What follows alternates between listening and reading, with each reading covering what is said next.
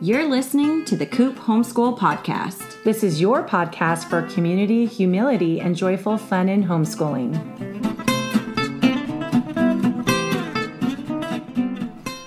I'm Mandy. I'm Jessica. And this is The Coop. So it's our last segment for Homegrown. So exciting. It's been a while since we've discussed it because Yes. we had the holidays Right. and I was actually sick a couple times. Yeah, you were. I Not was. COVID. No, thankfully not COVID, but so that delayed and, you know. We just enjoyed our holidays. So Yeah. So we did read it back then. I know. I had to reread it Right. for Yes, this discussion. But I'm excited to discuss it because it's the end of the book. Yeah, me too. So we'll do chapter 10, chapter 11, the epilogue, and then say goodbye to Homegrown. Yes. All right, so let's start off with our scoop on the coop. Okie doke. My scoop is I decided to try something different for this new semester because something about January just always feels fresh. So we decided to try a unit study from Gathered Round, and we chose the human body. It's something I've wanted to dive into with my daughter, just kind of as an opportunity to segue into some reproductive conversations and kind of tread a little bit of that stuff because she's never asked. Oh, even when you were pregnant with your younger? She watched wow. She watched him yeah. be born. That's Yeah, amazing. she watched his birth. That's awesome. And she didn't ever really ask how babies are made. So I think her history of loving animals and being interested in animals and watching many documentaries kind of gave her an idea, but I don't know how she's applied that to humans, Right. particularly humans that she knows. You know what I Yeah, mean? right. So that's a really big conversation. I don't want to just dump it on her either. Yeah. So I figured we would start with at least a really in-depth human body study. You know, so we'll study all the different systems, nervous system and circulatory and all that. So I'm really excited. And I took a chance buying a downloadable unit study, and Mandy just helped me bind it. In fact, it's so beautiful. it's bound and printed and ready to go. I really like the art of, it's called Gather Round. Gathered Round. I really love their art and the way that they lay out their books because you did the Christmas one too. And that was just, every page was a delight for my eyes. Yes, it's beautiful to look at. And so there's just a lot of joy in looking at this curriculum. It's not a curriculum, but a unit study. And then she has great suggestions for supplementary books and activities and videos to watch to go along with it. So I'm really looking forward to diving into that as part of our new school year, our new year fresh start. Yeah, well, and you know your daughter will love it. I mean, she already loves like animals and the biology of that, Right. you know, so. And I figure since it's a unit study, we can go as fast or slow as we want. I don't feel the need to go at any particular pace, but it's just something we can actually go through in a logical order and go through sequentially, you know, at whatever pace we feel like. Well, and what I'm finding is that just takes a lot of the guesswork out of it because having those unit studies, I throw that together for like a theme day, right? Right. But if someone else did that for me, if they said, oh, here's a way to do a candy day. Right. That would really just make it easy for me. Right. And here's the books you get. Yep. You know, I had to think of the chocolate touch, right? Right. But, you know, if someone laid that out for me, I'd be like, boom, boom, boom, ordered, done. Exactly. You know? And then from there, like even me just diving into looking through the teacher's guide and the suggested materials, I said, I don't really like that book. I found a different one. So then your jumping off point is much different than when you start your own unit study from scratch. Yeah. You know, definitely. then I'm already perusing somebody else's time and research and Right. saying, oh, here's how I want to modify it to fit us better. You know, like this book is talking about stuff I'm not as interested in. So I might skip that and go here. So that's what's really unique about it. Yeah, it's worth the money. It can be. Yeah. And so I am just testing it to see how far we get through it. And see how she responds to it. Because I It's don't fun know. to have a cute little workbook and and she's responded great to having a math workbook and you know those kinds of things. Yeah. Okay, so my scoop is we did Kiwi Crates and Tinker Crate today. Nice. That was school, right? Yeah, so that was high on their list. They were super excited about it. They've always liked Kiwi Crates, and so I just we took about I don't know, a few months off or whatever. And so just got the first one in right before Christmas. They have been talking about it since. Wow. They like so excited. Like my 8-year-old especially loves it. That's awesome. So I got the 6-year-old and 8-year-old kiwi crates. And so today they learned about whales and baleen whales. Fun. And then, and it's just a booklet it takes you through. And then I brought up a YouTube and watched one National Geographic on it. And then they put together this whole, it's like a street sweeper. And then they did an art project of whales, and the whales actually fastened to the side. So it's like the whale is going through and cleaning whatever is on the carpet. Right. That's really cool. So it was really cool. They loved it. And then the Tinker Crate, those are for the older kids. So I think that's age 9 to 13 or whatever. And so my son got to do the spin art and did resistors and put them in and connected the battery to use the battery wires, like the black with the black and the red with the red. And then you can control the speeds for how many resistors. It was, and then the kids, all 3 of them loved doing the spin art. Oh, yeah. And they had you do the different speeds based on how many resistors you're using. So it was really, really cool. And we had workers here today, and they were like, oh yeah, the resistors they're resisting the electrical, wow, yeah, signal or whatever. So I was like, oh, right. Now I get the extra lesson. Yeah, it was really cool. That's awesome. Yeah. So anyway, so that was our scoop today. So let's dive into homegrown. Okay. So I have, I did themes. I don't know if you did themes this time. I didn't really this time, but Well, let me just tell you, they were exactly the same for both chapters. Well, that's kind of what I said. I was like, yeah, it was all kind of a similar thought that I had towards the end here. So basically freedom to learn. Yes. And it's of what you want to learn, of what's already in you to want to pursue. Exactly. And yeah. Yeah. So let's dive in. Yes. Okay. So I wanted to point out, so the first thing that really struck me was actually on the next page 136, and then we can go back to you, I guess. It's the 6-year-old was skinning a chipmunk, laying a fire, roasting a rodent. It's such crazy. A grown-up thing to do. And he went cheerfully about dressing and skinning the small creature. And as I watched him, I could see that he had prepared for this moment 1,000 more times in his head. And here's what was funny is the author, he said, Hewitt, said, I don't know how to do any of that. Or to skin a chipmunk. He doesn't even want to. Yeah, and he says, I don't even know where he got that. And was this okay to do? Right. And he's 6 years old. Right. So what was really interesting for me is I've read this wonderful book by Ben Sasse called The Vanishing American Adult. And it's our coming of age crisis and how to rebuild a culture of self-reliance. And so I love Ben Sasse. He's a senator. But he talks, and I want to read something. He talks about becoming an adult. And it was so funny. I read this book years ago, and this popped in my head when I read that part. Oh, funny. He says, I believe our entire nation is in the midst of a collective coming of age crisis without parallel in our history. We are living in an America of perpetual adolescence. And so that's the problem he's addressing. And then one of the things he says is, okay, I'm finding the other page here. Historically, for most Americans, a young person's first real exposure to death was through hunting. A young hunter's first kill is one of the few identifiable rites of passages that we have left. After that first kill, some deer hunters have the blood of their casualty dabbed on their foreheads and cheeks in a ritual called blooding. While that may sound morbid, hunters tend not to be wanton killers. They respect both their game and the environment in which they hunt. And Ben touches on that a bit too. And it's just interesting, like that's part of becoming an adult, and we've totally obliterated that. Right.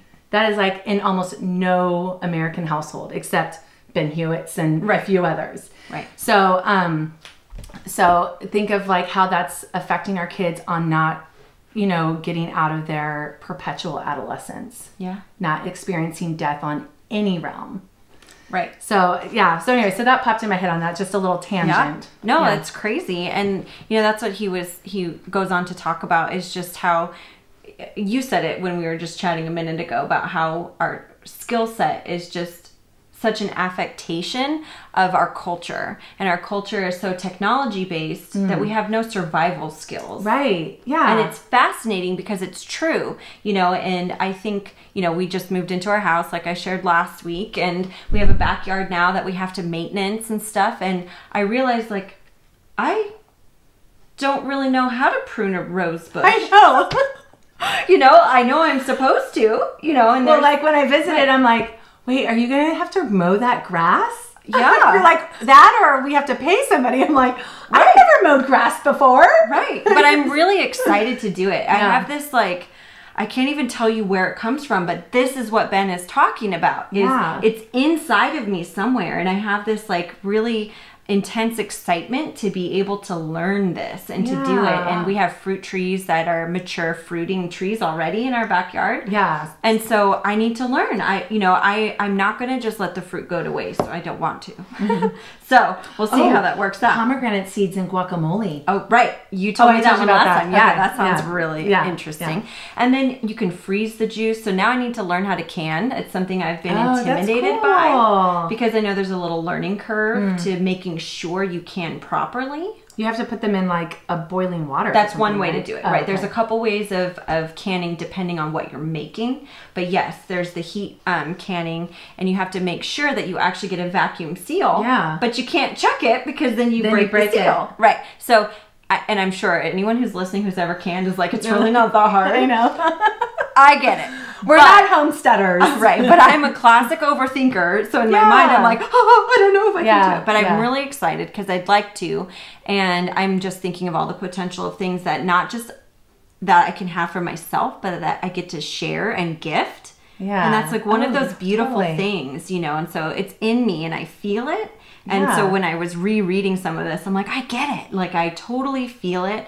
And I'm so excited for my kids to kind of see this stuff because it brought back my memories of my dad working on our property when I was a kid, and we had fruit trees and we had to weed. I learned how to weed, and I was there today in the ground pulling out weeds, and like there's dirt under my fingernails, and I wasn't grossed out. I wasn't icky, you know, but I just was enjoying it, you know, but then it popped up all these questions about things I don't know about. Yeah. Like, should I be leaving some of them down to keep the ground moist, or is that just a summertime thing? You know, in the winter, is it moist enough? I don't know. We should do a gardening class together. Wouldn't that be fun? That would be fun.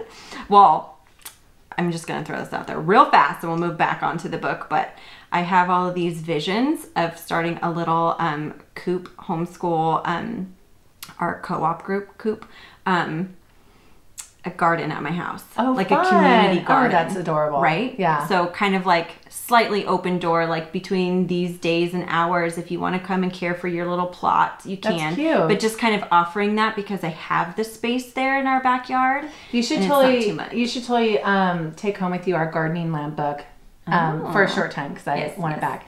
Because there's so many fun activities you could probably plan for that.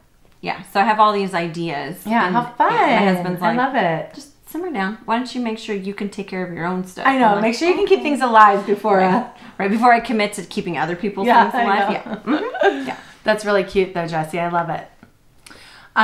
Okay, so let's go back because I skipped. Did I skip something for you or not? So it was a more general thought because it's always fascinating, right? Like Ben was saying, he would have never in his wildest dreams guessed his kids would be into trapping. Oh, yeah. Right? But a lot of times you don't guess what your kids are going to get into, right? And you sit there and you think, well, they could play music. They could do this. They could do that. There's all of these possibilities.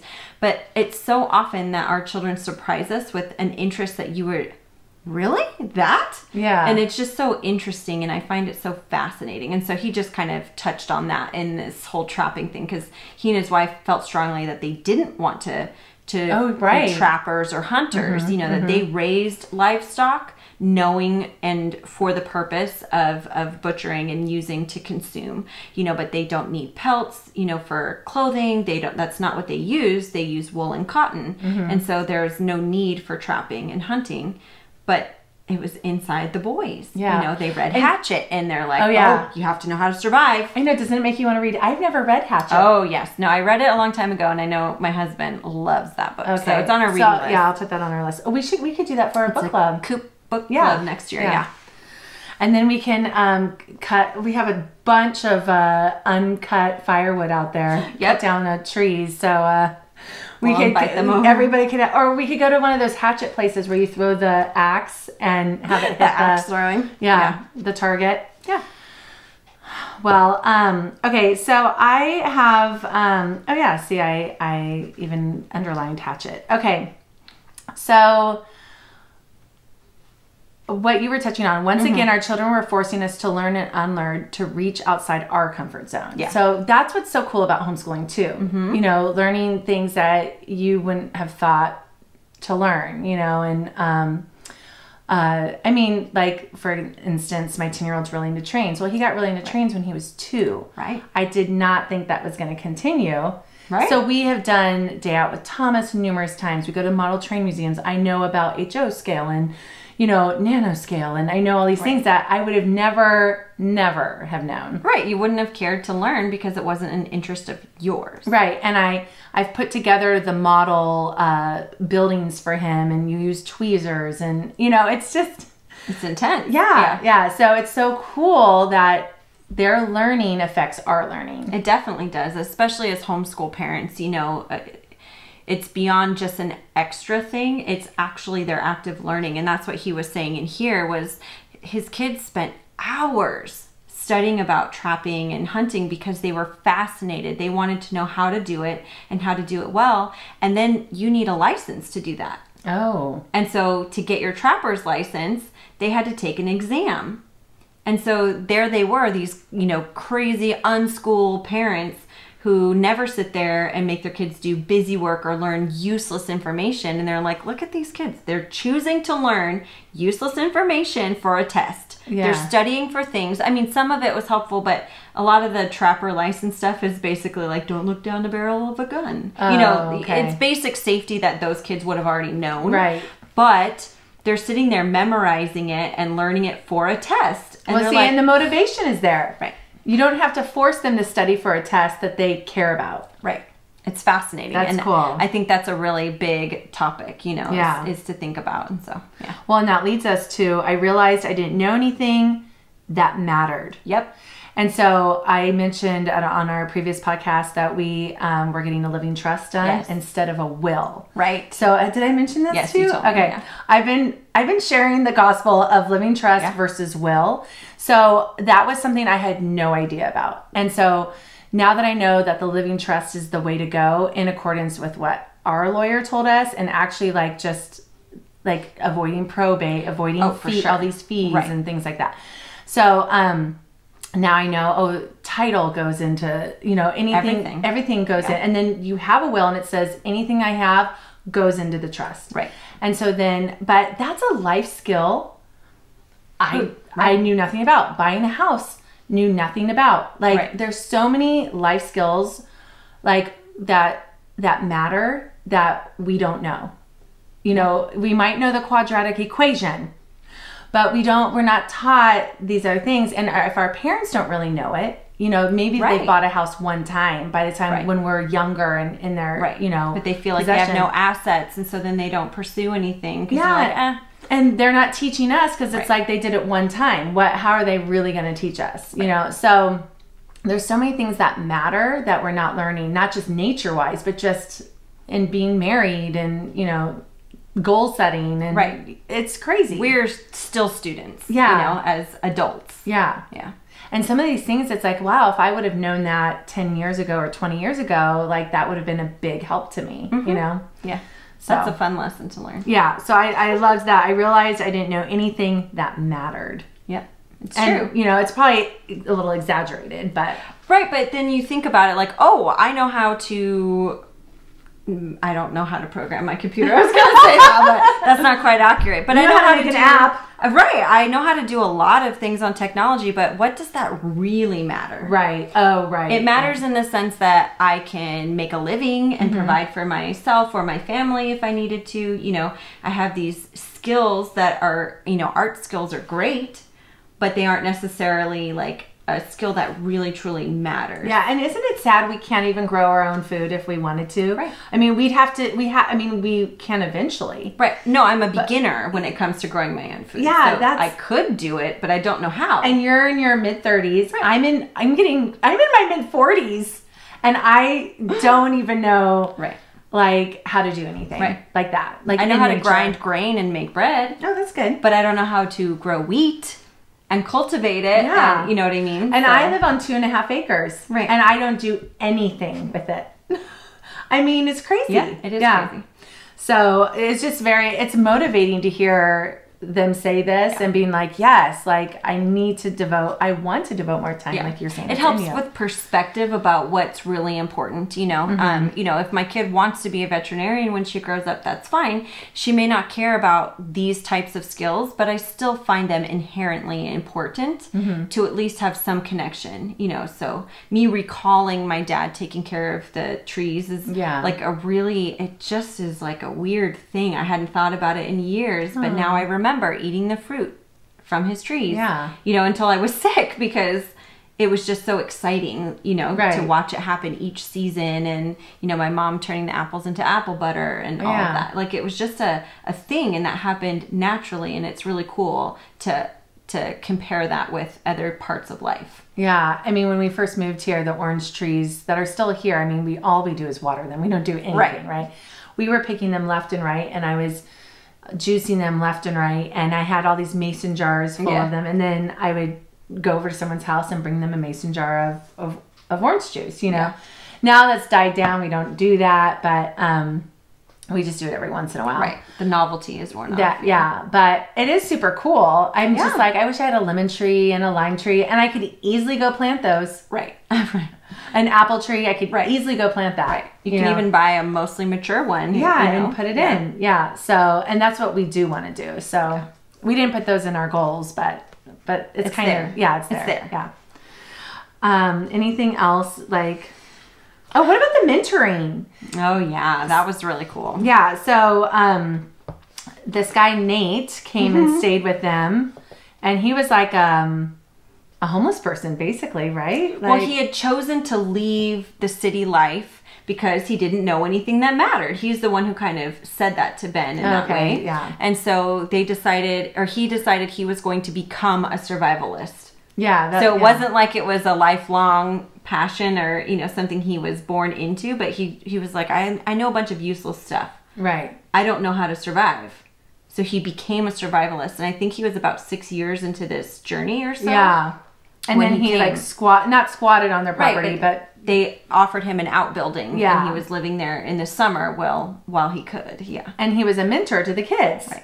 And so, and then he wrote a note to them too. Well, was that late? Oh yeah, that's the same chapter. He wrote a note to them that's really neat too. Yeah. You know, Ben just talks about the lost art of mentorship. Yes. That's what was really cool. So I knew, that's what, it says, you know, as present, attentive, and well-meaning as Penny and I are, him and his wife, Finn and Rye, his kids, were in need of someone to guide them through the skills and ethics of trapping. So that's an outsourcing, right? Right. And here's what I wanted to say about mentoring. Yes. So he was saying how mentoring now just happens to like kids in need, like the Boys and Girls Club. Yeah. But all kids need mentors. Right. We need mentors for different things. Yeah. And so I think a lot of times we just call them teachers, but that's not the same. No. Like it's not the 1-on-1 or 1-on-3. Right. And people don't do apprenticeships anymore. No. It's when I was doing my counseling degree, I had to go do 450 hours somewhere. Right. And I was trying to get in the public school system here in the San Diego area. And nobody would take me. No. Nobody would take me because they don't have time to mentor someone who is not as qualified as them. Right. And so finally someone took me and that was great. I finally finished my hours. I already had some from when I was a teacher. But it was like, oh my goodness, to break in somewhere, no one had time to mentor me in school counseling. And I think about that with my own dance teaching because I have assistants who are teenagers. And at first I just, you know, tell them to demonstrate things, and they literally just assist. But once they're committed kind of long term, and I can see that they have a knack with kids or have a desire to teach, you know, they go above and beyond to make connections with these kids, then I actually really work towards becoming a mentor to them. You know, unspoken. I don't tell them that's what my goal is for them, but what I start doing is I start to actually share my reasoning for what I'm doing in my classroom. You know, because there's so many things I naturally do or change or move around on the fly that my TAs would have no idea that I just spent, you know, 30 seconds in my head changing my whole lesson plan around because one kid's having a bad day, you know, or something. For example, you know, if one kid's having a bad day and they're just not going to be able to follow the normal routine, it's time to mix it up, because it's way better to have everybody have a positive experience than to have, especially particular kids, have a bad day. Yeah. Well, and then they influence the others. Right. And so I find ways to share that with my assistant without calling it out, but just saying, I noticed we needed a change of pace. So this is what I'm doing. And that means that we'll work on this next week, you know, and I try to share that with them. And see, and you don't get anything out of that. I mean, except the satisfaction of leaving a legacy, basically. Sure. But, you know, that's what mentoring is. Right. It's a selfless act, really, like building into the hearts and minds of people with your similar passions. Right. The ultimate goal is to, if there is going to be a future teacher out of any of my assistants, is to speak that into them now and have them think beyond just teaching dance. You know, they're teaching children. They're not teaching dance. Yeah. And so children have a range of abilities and personalities and all kinds of things. And so that's what's really important about mentorship, is thinking about the longevity of the trade that you're in. Yeah. You know, so it's kind of, it is selfless in that way, but at the same point, it's sharing this trade that we know and refining this skill. And what I hope is that my TAs would be inspired to learn more, do better than me. Yeah. You know, and that doesn't feel threatening. It feels exciting. Yeah. I mean, that's what we want with our Coop group, right? Exactly. Like I'm hoping like you and some of the other moms in our Coop group can mentor my children with whatever interests coincide. Exactly. You know, and you, like, we're second and third moms to them. Yeah. You know, so, and hopefully over time that relationship grows, and in mentoring, it's a relationship, right? So yeah, I just thought it was really neat that he mentioned that. And then the fact that Nate then wrote a letter to them. Yeah. And he, just one little paragraph he wrote, you two will have to find your own way in this, how to make your living in such a way that it fits with your beliefs. The more you know, the more options you have, and the more freedom you have to live outside convention.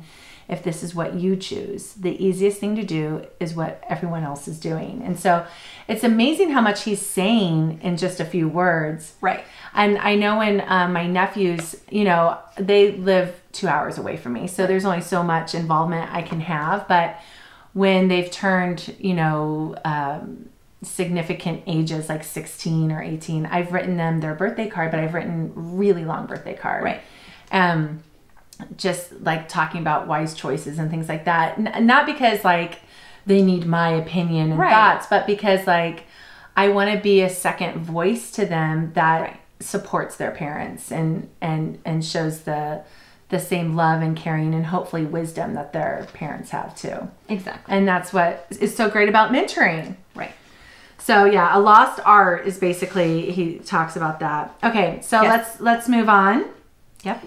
To the subjects, right? They came up with a list of subjects. So what Ben and his wife did is they wanted to sit down, because as unschoolers, they never care if what they're doing touches every subject, like core curriculum type of subject, but they decided to take their boys' trapping interest and break it down and see what skills they've learned or mastered through this interest. Yes. Totally self-led by the boys.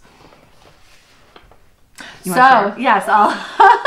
Sorry, I keep taking over because I keep getting excited. I want you to. Money management, you know, and it goes into each thing, but math, time management, biology and earth sciences, anatomy, physical education, ethics, like the importance of using all parts of the animal, teamwork, negotiating the traps where they would be set, geography. Like you can learn geography just by doing the maps of your area. And we do that when we like go to San Francisco. I go to AAA, I get the free maps and we study them. I don't have to do a whole separate map, unit study. I can just do it when we go somewhere. It makes it applicable. Right. Reading and writing, the completion of their hunting and trapping workbooks and actual tests that they took that you were mentioning. And human relations, knocking on doors, during the quest to secure hunting and trapping permission. Right. And think of how nerve-wracking that would be. That would also be, confidence building. Oh, for sure. Salesmanship. Right. And social skills. Yeah, exactly. So I did that with our daughters, actually. So then when I saw this, I was thinking, okay, just in their need to do commercials and movie making, basically that's graphic design, that's learning the navigation of the computer world, right? That's editing, that's having a critical eye even, wherever you would apply that, right? And it's learning speaking skills and it's working together and it's compromising. I mean, it's amazing all the things they're learning just by making movies together. Like who's going to take the lead and letting that rotate between the two. I'm guessing they do that. You're usually there when they're... Yeah. They're both very, very dominant. Our two girls, our two 8.5, almost 9-year-olds.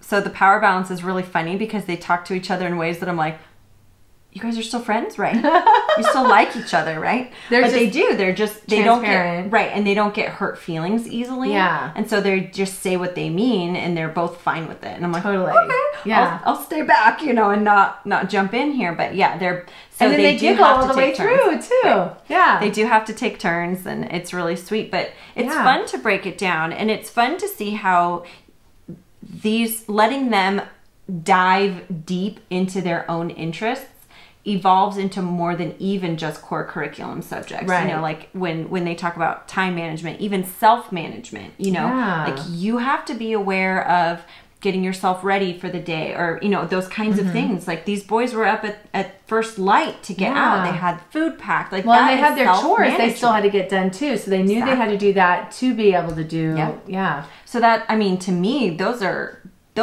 life skills that we do all learn that I think we don't value enough. Right. Is our ability to have self-management. This is that social emotional learning and being able to have self-management skills is just it's super critical. Yeah. Well, just for having a healthy lifestyle later on as an adult. Right. You're super good at that. You have good self-discipline. Yeah. I work on it. But I think like that probably comes from being a dancer too. That that skill got developed, and that's a skill you weren't trying to develop when you were little. No, it was a byproduct. Yeah, but it's part of your interest, you know. So yeah. All right. Anything else for chapter 10? No.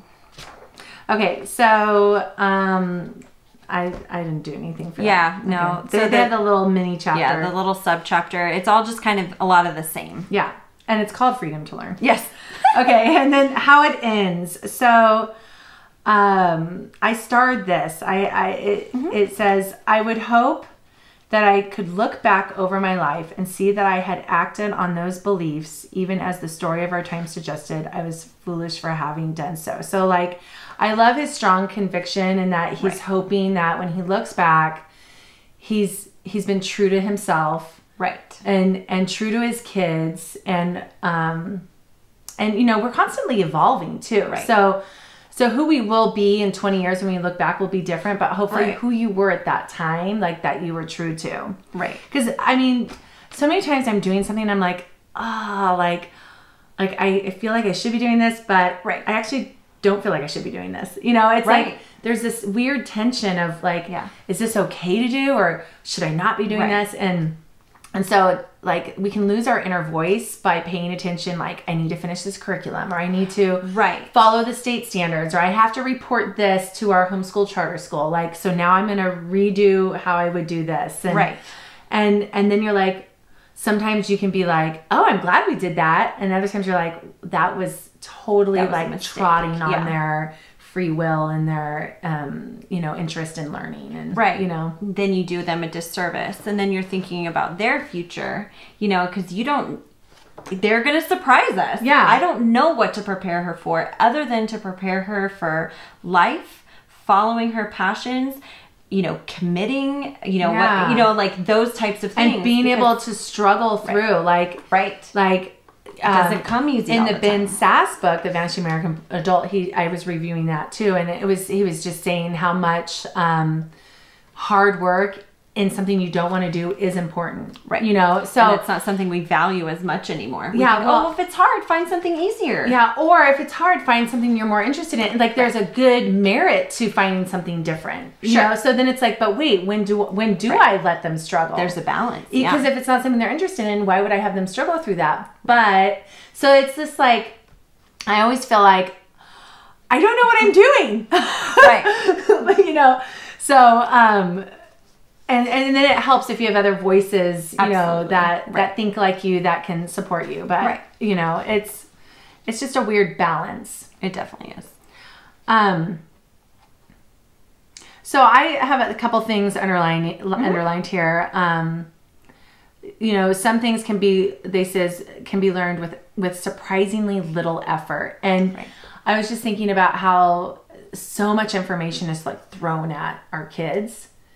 And then they have to learn it, memorize it, and move on. And they didn't really learn it. No. So instead, why not just pick a couple things? Like you were showing me the gather round, the body. Right, the unit study. The unit study. I'm like, oh, well, that could be the rest of your year. Totally.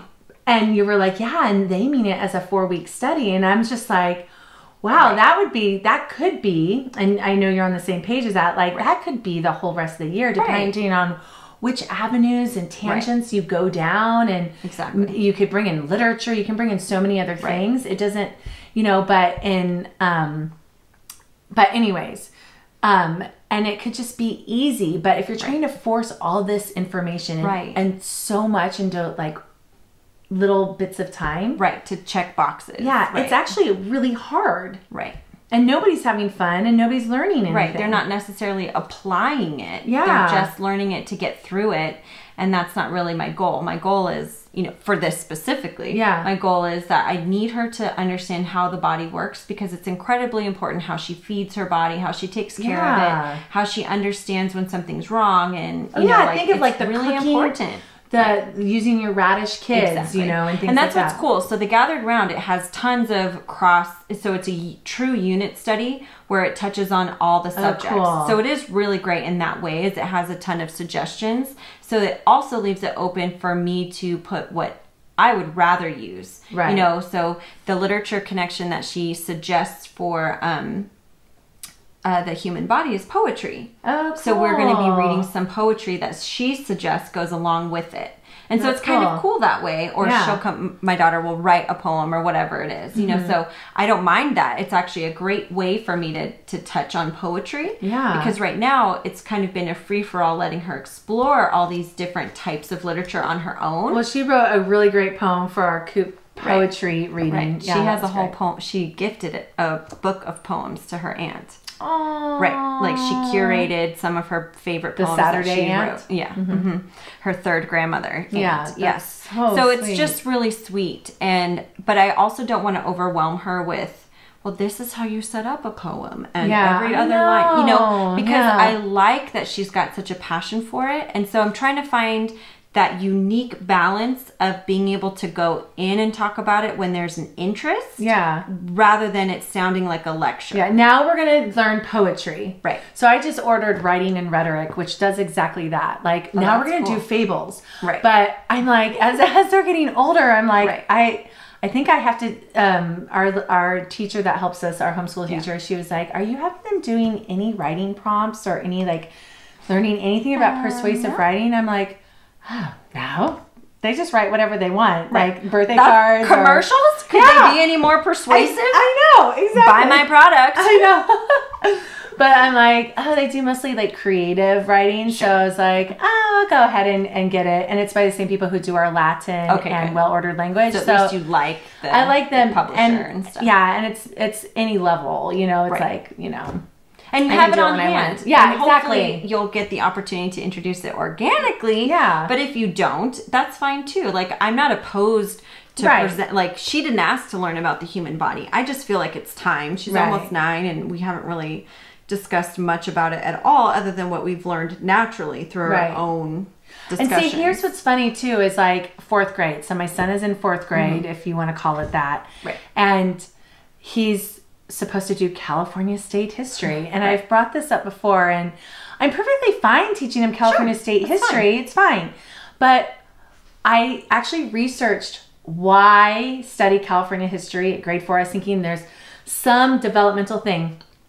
Nothing about the why. It's just what. Right. And there's no why. And it's like, well, then why can't I just move forward the story of the world and get to California when so I'm just like, so I know my daughter loves American Indians. Right.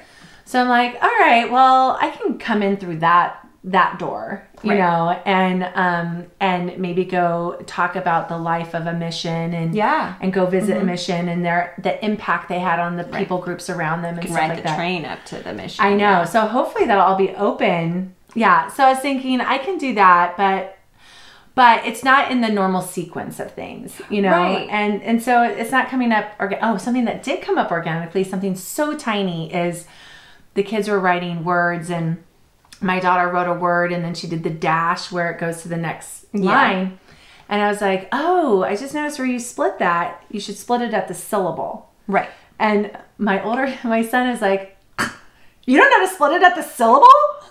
And I'm like, how would she know to split it at the syllable? I have never told either of you that. I was the fact that you act like you know that. I was like, how do you know that it's split at the syllable? He's like, well, I can read it. When I write our verses for the Bible, they always split it at the syllable. Accurate. Yeah. So I was like, awesome. Like that was some kids are observers like that, and some aren't. Yeah, but that was an easy way he learned on his own, just by doing copyright work. Yep. And then or copy work, not copyright work, copy work. And then the other one, my daughter, it came up organically because she was sitting next to me and I saw how she split it, and now she knows. Right. I mean, it took a second. Like I didn't have to have a whole lesson. But imagine if you did, and then she wouldn't have cared, and then yeah. So it was just interesting seeing how both of them learned this one thing, and it was both organically and naturally. Yeah. Yeah. So, anyways, and that's really respecting them. Like I always love how you bring up respecting your child. To me, my children always tend to end up being an extension of myself. So if I'm annoyed, they hear my annoyance, you know, they hear my impatience. That's pretty natural. Yeah. Yeah. It's all of us. Yeah. Yeah. But I'm not I would never do that to you. I mean, you might hear me annoyed with you once in a blue moon, right? Yeah. But it wouldn't be the amount that I show to them, you know? We get exasperated by our kids sometimes. Yeah, I even today told Ruby kept interrupting me when I was trying to teach the younger one, and I said, "Please stop interrupting me. You're just making my impatience for the other one worse." You know, like it's affecting now me not, true. You know. Yeah. I've been very overwhelmed by noise because I've had a lot of anxiety, I think, with moving and everything, and then getting back into life after. And so, you know, it's like it's just kids. They don't get bothered by noise. So one child doesn't know that the other one. Yeah, one child doesn't know that the other one is screaming at me, and they're talking to me like it's fine, and I'm like I can't even think straight. Like I'm trying to cook dinner. Like I'm trying to use my brain, and then you two are making these sounds, and then I'm like, oh, and then I can't help that. I feel so frustrated, and it shows, even though that's not my goal, you know, and I'm trying to, then how do you calmly say, I can't listen to you? I know. You can do it. There's a TV family that she would always bring it down to a whisper. Yeah.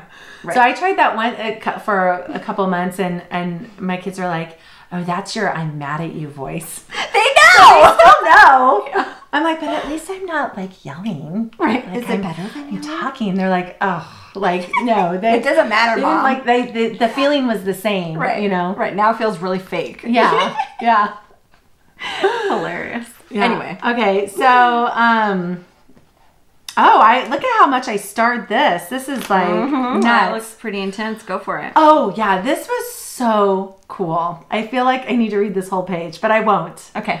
But, so they're talking about knowing all these different things like we're talking about, and having okay, so it says, you might ask, what is the point of knowing these things? So of knowing how to pack baskets and splint wood and wool hats that they felted from the sheep, you know, what's the point of knowing these things? To which I can only answer, what is the point of knowing anything? Right. By extension, we might both ask, what is the point of an education? Is it to be socialized to a particular set of expectations? Is it to continue sawing at the few frayed strands still connecting us to the natural world? Is it to learn that learning happens best under a gaze of a specialist? If so, then perhaps you are correct. There is no point to my son's knowing what fox pea smells like, right, or which of the wild mushrooms in our forest are edible, or how to make fire from sticks. There is no point to ease and comfort with which they move through the wilderness. There is no point to their desire to help our neighbor get his hay under cover before the rain comes. There's no point, blah, blah, more and more and more. And then he says, but what if, as I suggested at the outset of this book, the point of a child's education simply cannot be found or measured in the context of performance-based assessments, standardized tests, or projected lifetime income? What if the point of an education is to imbue our children with a sense of their connectivity, not merely with other humans, but also with the trees and animals and soil and moon and sky? What if the point of life is to feel these connections and all the emotions they give rise to? What then? So that's pretty awesome. Now, with this spiritual leaning too, like our point is our connectivity to God, you know, but that can bring us there, right? Like in the world he created. Yeah, knowing his world, you know, I mean, we're supposed to be taking care of it. Right. You know, you're not disconnected from nature, no matter how much our interests lie outside of it. You know, we still should be connected. Yeah, and I just love that he asked the question, what is the point of education in general? Right. You know, and yeah, I mean, it's to just delight, you know, delight in God's creation and grow you as a person. And I was, you know, I follow groups on Facebook, and one of them, it's one of the homeschooler groups. It's a lot of newbies to homeschooling, and she goes, I don't know what to call it because my son. You saw that one? I saw that one. Did you see my response? Yes, I did. Oh. So, because my son doesn't want to be about school, doesn't want to come book time or whatever. Education. Nothing education related terms. Right. Yeah. So then I said, why do you have to call it anything? Right. Like, why can't you just go, I didn't say this part, but why can't you just go sit at the table and say, let's do some math? Like, I'll say school time to the kids sometimes, you know, but like, you know, especially if they want to come inside, I'm like, well, then it's school time, and then they'll stay outside longer, you know, but if he's having a hard time with that, why call it anything at all? Or just call it like, let's work our brains, let's grow as people, or whatever. What did I call it? Some of those things. Yeah, like let's just grow as people together. Our brain is a muscle. We're all growing. Let's come together and learn, you know, and become better people. Right. And I mean, that's what learning is. It's not passing a test. No, it shouldn't be. Yeah. Memorizing rote information. You know, like it just, that's not. Yeah. And I mean, I remember what I couldn't ever learn was the capitals to the states.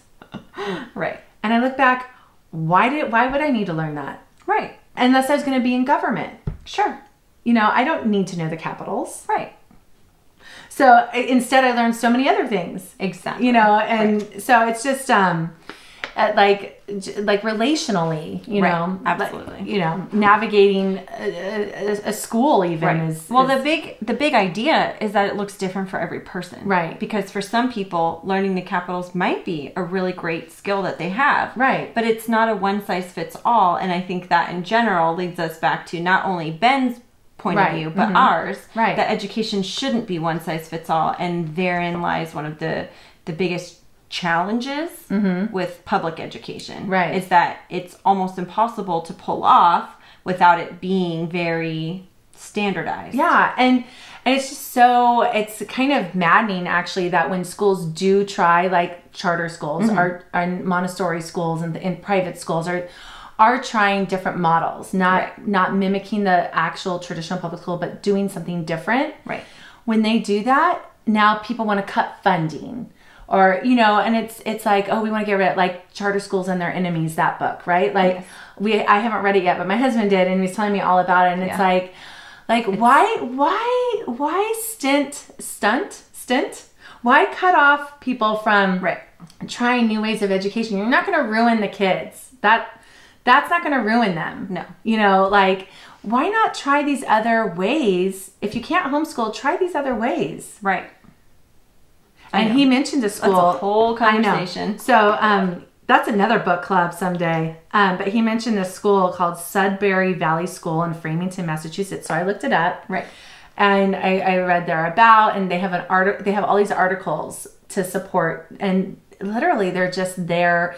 The staff gets voted in every year by the students. Nice. If there's more yeses to the person than no's, then they get a contract for the following year. That's crazy. And they're seen basically as mentors. Right. Mentors and guides. And they're just there to help you learn whatever you want to learn.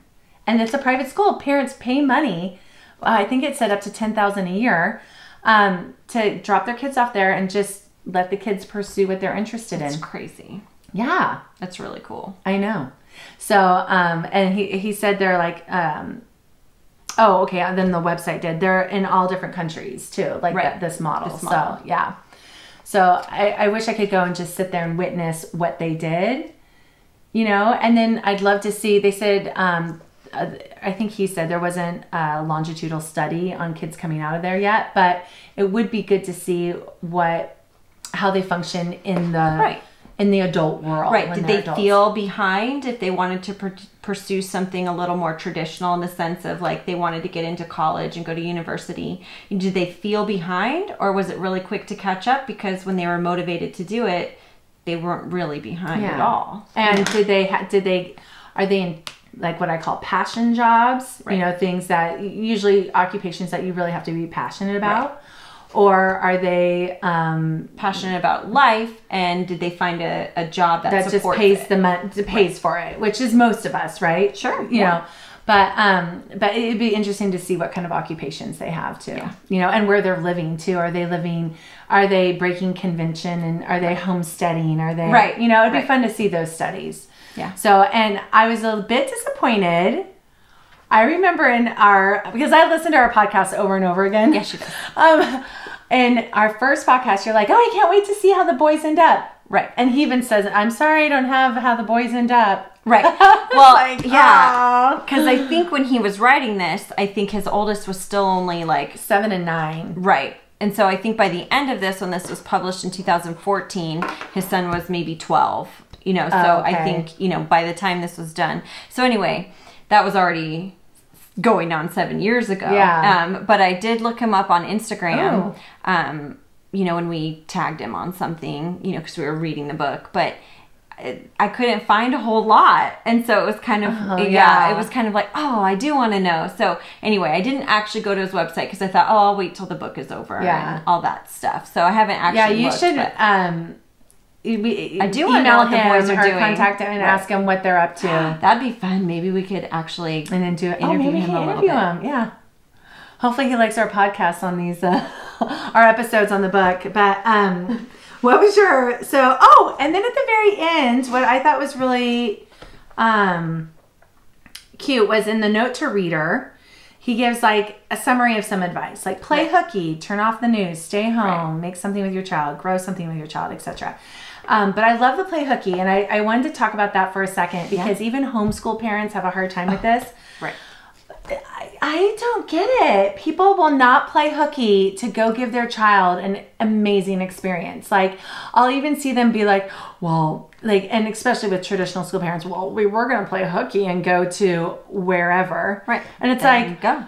Why is that even a faux pas? Like, you need a mental break. Go. Yeah. And it should be something you see as more enriching. Like, it's more enriching. Like, we used to go to Tahoe every year and go skiing. It's more enriching as a family to go do this amazing adventure together. Right. you know, for 4 or 5 days. I would miss 2 or 3 days of school. Yeah. I'd get the homework ahead of time, do it in the car on the way there. Right.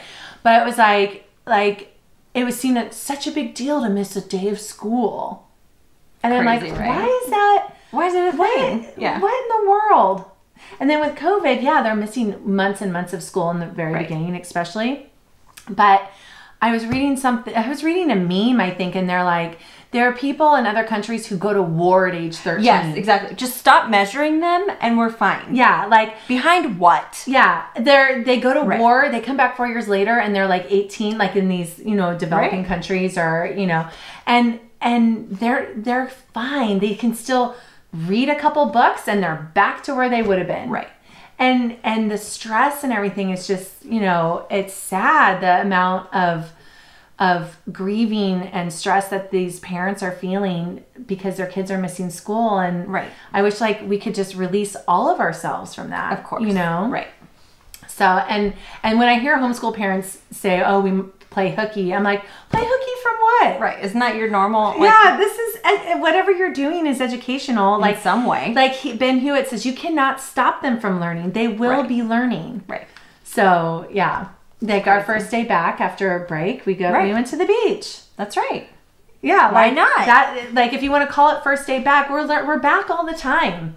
We never stopped learning. Yeah. I mean, we did like I mentioned the last one, we did goal setting. Right. You know, on New Year's Eve. That was educational. That's one of the most important things I could teach them. Right. You know. So, anyways, let's do our. So, what's your overall thoughts on the book?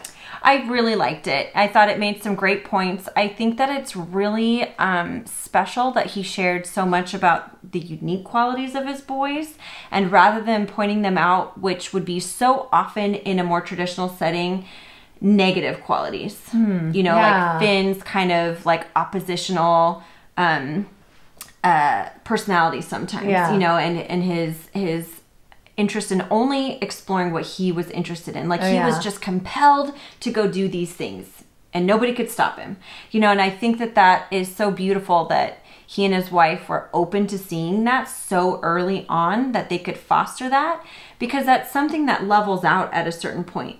You know, like that child wasn't going to be that way forever. And even by the time he wrote this book, when Finn may have only been, you know, between 9 and 12-ish, he had already changed. He wasn't this oppositional kid anymore. He didn't run around like he had ADHD, you know, like, because he was never diagnosed. It wasn't a problem. What they did was they channeled his energy into something that was productive for him.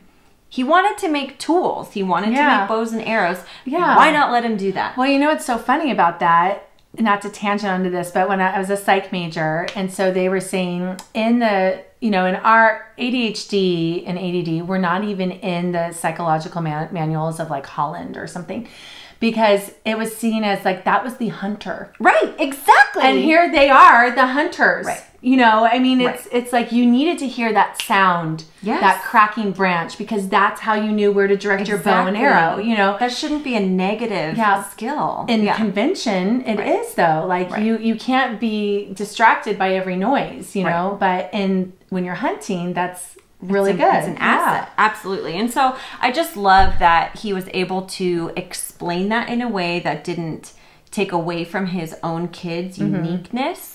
And I hope what that book can do for people who have a boy like Finn is that it can really just make them take their deep breath and say, my kid is really cool. Yeah. It's great that my kid has this like inherent desire to go and explore these things that would normally be sort of like off limits. You know, he just needs to go and do it because he needs to explore the world. He has to. Yeah. He has to see his limits in his own, through his own hands. You know what I mean? And I don't think that should be a bad thing. But like you said, it's just really hard.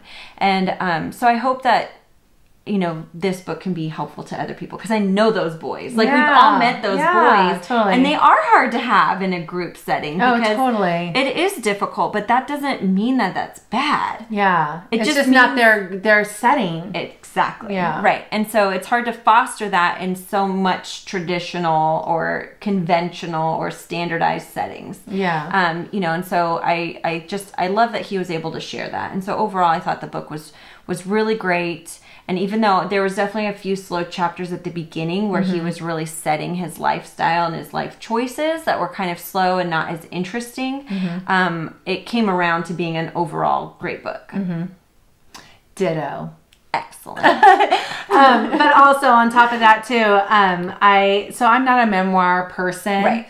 And just give me the information, Right, and yeah. if there's an anecdote or two, great, that brings it home for me. But as much as I love talking about myself and want other people to hear my memoir, I have a hard time with others, right?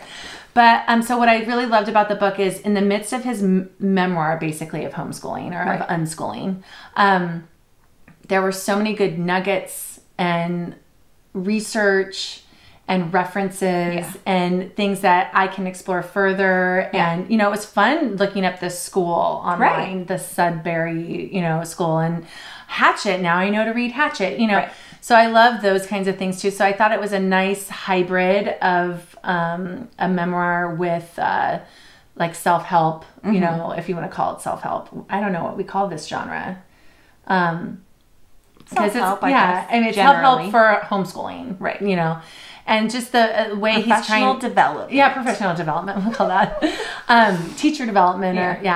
But the way he wants to release everybody from the confines of convention, and I think that's a really neat mission of his in this. Just say no judgment, but this is what we did, and our kids are living a beautiful life. Right, and he has a great skill, and it's not as heavy in research and stuff as some of the psychologists who write the same things, so he's speaking the same message, but he's doing it from his personal perspective and experience, which is valuable to us homeschool parents as well. So, while we didn't necessarily need to know every detail about like raising a but that's okay, because what it did is it showed his experience and how he came around to it firsthand, which is kind of what we're doing in our own way. So in 15 years we might have this same idea, same experience. We're gonna be amazing in 15 years. Wait for that podcast. Oh geez. Podcast 10,941. So, well, awesome. So should we go to our, well, I'm glad we read this, by the way, and thank you for picking it. Oh, yeah. And it helps balance off I do have a very conventional homeschooling, like I'm a hybrid. So, so it's always good to help balance that, versus with my check things off the list. Well, it's hard because I think, like you were saying, you get that call from your homeschool teacher, or you get that list of standards that your kids are supposed to be meeting, and all of a sudden we all start questioning everything that we're doing. And so, so it's not even so much that I think that you are as hybrid as you want. We just all have this desire to do best by our kids, and so then when people are telling us this is what you should do, we have to sit there and consider it, because if we don't, that feels foolish. And then I want to do what my kids want to do, so then I'm still trying to plan in the candy day, and and then having supplementary reading like this book is great, because then it goes, oh yeah, I do feel this. Totally. This is okay. And so it just helps remind you that there's this balance to have, because the homeschool or the school conversations never stop. And so we're always being asked for stuff, or then we get the email about the state testing and, all the stuff that's coming back, which is by next week, by the way. I know. I just saw that. Not going to talk about that. But, we never turn that part off. We always have to manage that, because we choose to be a part of a charter school and not to completely unplug ourselves. And then even still, it comes up when you talk to other parents. Oh, my kid learned to read at 7. And you're like, oh, okay, And, it's really, I think it's really precious and sweet when I meet a mom who says, oh, no, we're completely off the grid. And I'm like, oh, I was there too, until I found out I can get funding support for my curriculum that I get to choose, you know, as long as it's not religious at all. Like, I switched off that. But I love seeing their pride in that they did it all on their own with, they hacked through it all themselves. They came up with everything themselves, which is what we do. But totally. But we have social media to help us, especially the moms from even a decade ago. Whose kids are now grown. Like it's a different world. It's fun to see them. They light up and they're like, oh yeah, we didn't do any testing because we did our own private school affidavit. You know, we were completely on our own. And I'm like, that's awesome. I love that. Yeah. That's next on my list. Yeah. Well, yeah. If I didn't have the funding resources, then that's where I would have been, you know, and that's where, but I do love the community. Think of how many friends we've made because we signed up. But now there's nothing else. Like, that's the thing. I know. But most of our Coop group changing. Has been from... The beginnings of it were. No, the beginnings were from the dance. But then the now current Coop group, there's like 5 of us or 6 of us are from our same charter school. Yeah, I would have said they were mostly from kind of the beginning of it, though. Oh, okay. Because then came a couple of other fringe friends from a different charter school. Oh, yeah, yeah. So the more recent additions to our group are not from our charter school. But anyway, that aside, all that to say, it's just funny. But, like, I just feel like now the charter isn't serving that same purpose as much. And so now I'm like, oh, well, maybe I really truly want to be released from the pressure of all of that stuff. I almost feel like it might be worth it. But I think I fight for what I want fairly well. Oh, totally, and I don't feel overwhelmed with feeling like, oh, well, I have to teach this thing because my teacher asked me. I'm like, Well, and the thing I like about state testing, I have to say, is it trains them on how to take tests because we don't really do tests. So I like that because they will be tested even if they never went to college or anything like that, but you still take a test when you interview. Sure. Exactly. A lot, like whether it's a computer test or a test on your knowledge. So to be able to take a test is a life skill. Yes. And so when I start to be like, I don't really care about to do state testing, and then I'm like, actually, I'm going to see it as a skill. Yeah, this is a skill they're developing of paying attention to the time the results aren't the important part of it. Yeah. Right. All right, so let's do our joys. Yes, ma'am. You go first. Okay.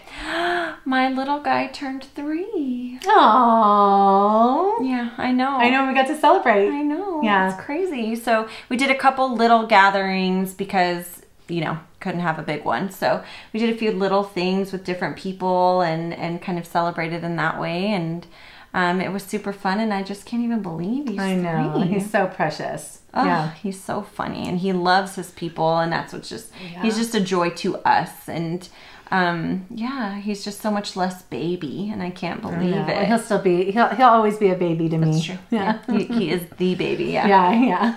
He's the baby. Yeah. So mine was we went to the beach, and it was just so fun. My dad met us down there, and they played football. And my girls have never hiked a ball before, and I don't think my son has either. It's usually just throwing the ball. Okay.